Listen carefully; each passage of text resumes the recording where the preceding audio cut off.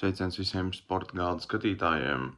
Šeit Ralfs, un šodien mēs parunāsim par Eiropas čempionātu futbolā. Šodien mēs uztaisīsim nelielu apskatiņu, paskatīsimies pa grupām, kādas komandas izskatās, kādi ir savainojumi, un arī uzskatīsim varbūt nedaudz kaut kādas prognozītes, bet, domāju, ka iesim par katru grupu atsevišķi, apskatīsim grupu turnīru, un īsti par playoff nav jēgas šobrīd sākt runāt, tāpēc, ka playoffam kvalificējas arī 4 no 6 labākajiem 3. vietu ieguvējām, un šīs tā labākās 3. vietu ieguvējas prognozēt šobrīd būtu diezgan grūti, varbūt pat neiespējami. Tāpēc šodien apskatīsimies uz grupām, apskatīsimies, kādi ir plus-mínus komandas sastāvi, savainojumi. Man galvā ir arī spilgtākie matchupi, jeb spēles, kuras noteikti būtu ieteicams noskatīties, kā arī man ir padomā pat katrai grupai viens spēlētājs, kurš ir tāds tā kā one-to-watch spēlētājs, jeb spēlētājs, kurš varētu šajā turnīrā izšaut, vai arī spēlētājs, kurš ir jauns un kurš noteikti aizveda pirmo savu nozīmīgo turnīru un tajā var parādīt ļoti daudz kā laba. Sākot ar pirmo grupu, A grupu, kurā, kā jau ierasts lielajos turnīros, ir mājinieku komanda. Šajā gadījumā tā ir Vācija, Ungārija, Šveice un Skotija. Jāsaka, ka bez Vācijas šī tā otra grupas puse ir diezgan tāda vienlīdzīga, ja tā varētu teikt. Zinām, ka Šveice un Ungārija ir divas diezgan spēcīgas Eiropas vidusmēra komandas, un Skotija no tām teiktu, ka tālu neatpaliek. Pirmkārt jau jāsaka, ka Vācija, kā šī turnīra mājniece, noteikti ir noskaņojusies aiziet tālu šajā turnīrā. Ļoti liels smagums uz pleciem būs jānes arī Toni Kroosam, kurš aizvadīs pēdējās futbola spēles savā karjerā. Savu karjeru klubā Real Madrid jau viņš ir noslēdzis, un paliek vēl Eiropas čempionāts Vācijas izlases sastāvā, kurā noteikti viņam gribēsies savās mājās izcīnīt kādu spīdīgu lietiņu. Taču, ja runājam par pārējām grupas komandām, noteikti jāizceļ Ungārija, un Ungārijā noteikti varētu izcelt vienu spēlētāju, Soboslaju, kurš šo sezonu aizvadīja pirmo sezonu Liverpools rindās, aizvadīja to diezgan spēcīgi, es gribētu teikt, un ir labs pamats domāt tam, ka viņš būs viens no izlases līderiem un vilks komandu pretī. Es domāju, ka kvalifikācijai uz playoff turnīru, jo Ungārijai ir diezgan labas izredzes tam kvalificēties. Redzot arī, kā Ungārija spēlē pēdējos gadus, viņi ir spējuši uzveikt vairākas ļoti spēcīgas izlases kā Angliju, Itāliju, tāpēc nebūtu pārsteigums, ja Ungārija tiktu galā arī ar Šveici, Skotiju un kvalificētos playoff kārtai. Galvenais matchups noteikti varētu būt grupas spēle, jeb spēle, kuru es noteikti ieteiktu skatīties, būtu Vācija pret Ungāriju. Šis te pussargu duelis Toni Kroos pret Soboslaju varētu būt ļoti interesants, jeb veterāns Toni Kroos pret jauno un jaudīgo Soboslaju. Soboslai spēja paveikt ļoti daudz laukumā, viņš ir ļoti strādājošs spēlētājs, un es domāju, ka ap viņu arī Ungārijas izlase tiks būvēta. Runājot par grupu B, šī grupa izskatās ļoti spēcīga augšā, ja pirmās 3 komandas ir ļoti līdzvērtīgas savos spēkos, un visas 3 varētu uzskatīt zināmā mērā par kaut kādām turnīru favorītēm. Tās ir Spānija, Itālija un Horvātija. Un tad kā pastarīta šajā grupā ir Albānija, kas varētu būt viena no visu turnīru vājākajām izlasēm. Taču tāpat tās ir spēcīga. Tad A grupas prognozes. Pirmajā vietā liek Vāciju, 2. Ungāriju, 3. Šveici un 4. Skotiju. Skotija 4. vietā, tāpēc, ka jaunais Liverpools uzbrucējs Bens Dogs nebūs sastāvā, un arī tāpēc, ka komandas kapteinis un līderis Andijs Robertsons no Liverpools ir arī iedzīvojies nelielā savainojumā, un Kaut gan viņš spēlēs Eiropas čempionātā, ir sagaidāms, ka viņš nebūs savā labākajā formā. Tālāk B grupa. Komandas kā Spānija, Itālija un Horvātija ir visas trīs pieskatāmas pie turnīra favorītēm, un kā melnais zirdziņš pastarīts ir, šajā grupā ir Albānija, kas arī ir diezgan spēcīga izlase, taču to nevarētu salīdzināt ar pirmajām trīs. Šajā grupā šķiet, ka varētu izvērsties ļoti spraiga cīņa par pirmajām trīs vietām, un arī nav zināms, vai trešā vieta kvalificēsies play-off kārtai, zinot jauno sistēmu. Tāpēc būs interesanti pavērot to, kā šī grupa izvērtīsies. Jebkurā gadījumā, ja man būtu jāizvēlas viena spēle, ko skatīties šajā grupā, es noteikti skatītos Spānijas un Itālijas maču, divas vecā kontinenta izlases, divas ļoti, ļoti sīvas sāncenses, abām šobrīd notiek tāda kā paudžu maiņa, un abām ir noteikti būs novērojami ļoti sīva cīņa. Ja man ir jāizvēlas viens spēlētājs, uz kuru varētu skatīties šīs grupas ietvaros, tad es noteikti izvēlētos tikai 16 gadus veco Lamīnu Jamālu no Spānijas izlases un no kluba Barcelona. Viņam ir tikai 16 gadi. Padomājiet, ko jūs darījāt savos 16 gados. Lamīns Jamāls spēlēs Eiropas čempionātā Spānijas izlases sastāvā. Un sagaidāms, ka viņš nebūs spēlētājs, kurš sēž, kā saka, uz beņķa un iznāk simboliski uz 2 minūtēm. Nē, izskatās, ka šajā izlasē viņš varētu arī mēģināt taisīt rezultātu. Tad, ja man ir jāprognozē šīs grupas iznākums, es pirmajā vietā liktu Spāniju. Spānijai, kā vienmēr, ir ļoti spēcīga pussargu līnija ar Rodri, labāko balsta pussargu pasaulē priekšgalā. Otrajā vietā es liktu visticamāk Horvātiju, taču šis ir ļoti grūts solis, ņemot vērā to, ka arī Itālijas izlase ir ļoti spēcīga, un to likt trešajā vietā, iepriekšējos čempionus likt trešajā vietā ir ļoti grūti, bet šķiet, ka Horvātijas izlase ir ar tādu raksturiņu un varētu uzvarēt Itāliju izšķirošā spēlē. Bet ļoti cerams, ka Itālija kvalificēsies kā labākā trešās vietas ieguvēja play-off turnīram. 4. vietā, diemžēl, jāatstāja Albānija. Tālāk par C grupu. C grupā ir redzama labākā komanda, manuprāt, redzama sliktākā komanda. Labākā komanda varētu būt Anglija un sliktākā Slovēnija. Taču vidus komandu cīņa Dānija pret Serbiju varētu būt ļoti, ļoti interesanta. Dānijas sastāvs ir ļoti sabalansēts, kamēr Serbijai ir ļoti, ļoti talantīgi uzbrucēji. Aleksandrs Mitrovičs, Dušans Vlahovičs, manuprāt, bija vēl daži. Bet ar šiem diviem jau pietiek, lai varētu gūt vairākus vārtus pretiniekiem. Un Slovēnija šeit nedaudz kā tāda pastarīta, bet Slovēnijas galvenā cerība ir tās vārtsargs. Viens no labākajiem vārtsargiem pasaulē Jānis Oblaks, un sagaidāms, ka ar Jāna Oblaka palīdzību Slovēnija varētu noteikti cīnīties pret grandiem, un kas zina, varbūt arī atņemt kādam punktus. Anglijas izlase nav savā spēcīgākajā sastāvā, taču tā ir gandrīz spēcīgākajā sastāvā.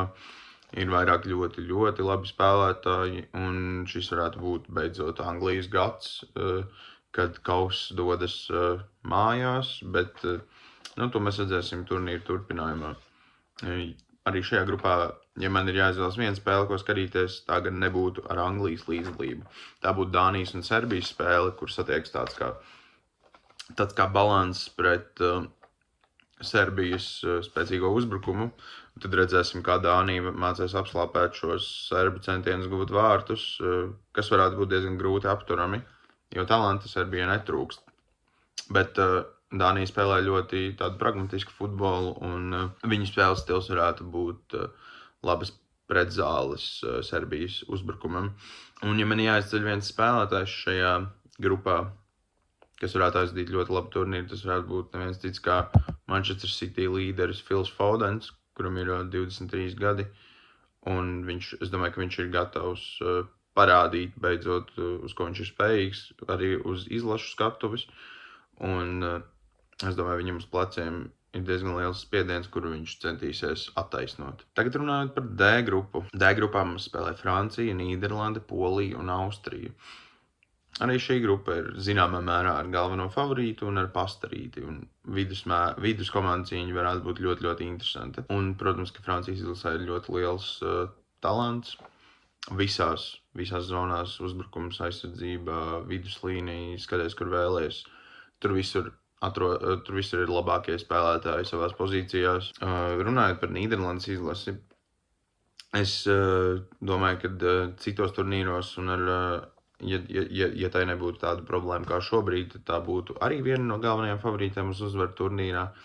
Taču šogad es to par tādu nesauktu. Nīderlandes izlases pussargu līnija šogad ir ļoti smagi cietusi pirms turnīra. Nav veseli 3 ļoti svarīgi spēlētāji. Kopmainers no Milānas, De Jongs no Barcelonas un De Rons no Atalantas. Visi 3 būtu spēlējuši pirmās violas Nīderlandes viduslīnijā, kas ir arī šīs izlases lielākais ierocis. Taču viņi visi 3 nespēlēs. Iespējams, ka tas paver kaut kādā ziņā durvis Polijai. Bet arī nedaudz bēdīgas ziņas. Pirmajā spēlē nespēlēs Polijas izlases leģenda Roberts Levandovskis. Un Levandovska veselība varētu būt X-faktors šajā grupā. Kā pēdējā izlase arī pastarīta ir Austrija. Tās lielākā zvaigzne Dāvids Alaba nespēlēs turnīrā, jo viņš ir savainots. Viņam ir krustenisko saišu plīsums, tāpēc Austrijai pārāk lielas cerības uz izkļūšanu no grupas es nedotu. Ja man būtu jāskatās viena spēle šajā turnīrā, tā noteikti būtu Polijas un Nīderlandes cīņa. Tā būs ļoti interesanta. Es domāju, ka Levandovskis būs atgriezies, un tajā brīdī es domāju, ka Polija centīsies atdot visu, lai atņemtu punktus Nīderlandai. Lai, protams, kvalificētos tālāk. Un tā kā tik daudzi pussargi Nīderlandes izlases sastāvā nespēlē, tad spēlētājs, kuram vajadzētu pievērst īpašu uzmanību, noteikti ir Šavijs Simons no Eindhovenas PSV. Viņš ir jauns, talantīgs Nīderlandes centru pussargs. Un par viņu jau vairākus gadus tiek runāts kā par nākamo brīnumbērnu, taču šogad viņš sevi pirmo sezonu lielajā futbolā ir pierādījis kā spēlētāji, kas spēj spēlēt vairākas spēles pēc kārtas, kas spēj noturēt savu kvalitāti augstā līmenī. Un tāpēc es domāju, ka viņam ir jāpievērš īpaša uzmanība šajā turnīrā. Un tālāk par E grupu. E grupā es teiktu, ka ir viens galvenais favorīts un trīs nedaudz zemāka līmeņa komandas. Kā galvenā favorītus noteikti nosaukt Beļģiju. Beļģijai pat ar sastāvu robiem, kā piemēram nespēlēs Thibaut Courtois, visticamāk, arī ar šiem sastāvu robiem Beļģijai noteikti ir vislielākās izredzes uzvarēt grupā. Un nākamās 3 komandas ir Ukraina, Rumānija un Slovākija. Es noteikti nedaudz augstāk tomēr liktu Ukrainas izlasi. Viņiem ir vairāk ļoti augstas kvalitātes spēlētāji, kā piemēram Aleksandrs Zinchenko un Mihailo Mudriks no Anglijas Premjerlīgas komandām, respektīvi Arsenal un Chelsea. Es domāju, ka viņi varētu būt šīs komandas galvenie vilcēji. Atliek Rumānija un Slovākija, un šīs 2 komandas noteikti cīnīsies par 3. vietu un par nelielo iespēju iekļūt playoffā kā labākai 3. vietas komandai. Ukrainai paliekot 2. Slovākijas un Rumānijas spēle arī varētu būt tā spēle, ko es skatītos. Ja man būtu iespēja skatīties vienu spēli šajā grupā, es domāju, ka tur būs cīņa par katru laukuma centimetru. Un tā kā abām šīm diezgan vājām komandām ir iespēja tikt playoff kārtā uzvarot vienai otru, tad es domāju, ka notiks ļoti sīva cīņa. Kā galveno spēlētāju, uz kuru skatīties šīs grupas ietvaros, es nevarēju izlemt un nosaucu 2. Kā viens noteikti ir Jeremy Doku, Manchester City malējais uzbrucējs Beļģijas izlasē. Viņš ir ļoti eksplozīvs, ar vairākām dribla kustībām spēja apspēlēt savus pretspēlētājus. Un tieši tāds pats Ukrainas izlases sastāvā ir Mihailo Mudriks, kurš spēlē Chelsea rindās parasti. Un es domāju, ka uz Mudrika pleciem būs ļoti liela nasta uzbrukumā. Viņam vajadzēs sāsnāt situāciju ļoti bieži un jāiet uz vārtiem. Un es domāju, ka viņš izlases rindās būs spējīgs to izdarīt. Un tad pēdējā grupa ir F grupa, un tajā spēlē Portugāla, Čehija, Turcija un Gruzija, kas ir turnīra debitanti. Šeit arī, protams, ir skaidrs, ka galvenā favorīta uz uzvaru grupā ir Portugāli. Visticamāk, pēdējais lielais turnīrs futbola leģendai Cristiano Ronaldo.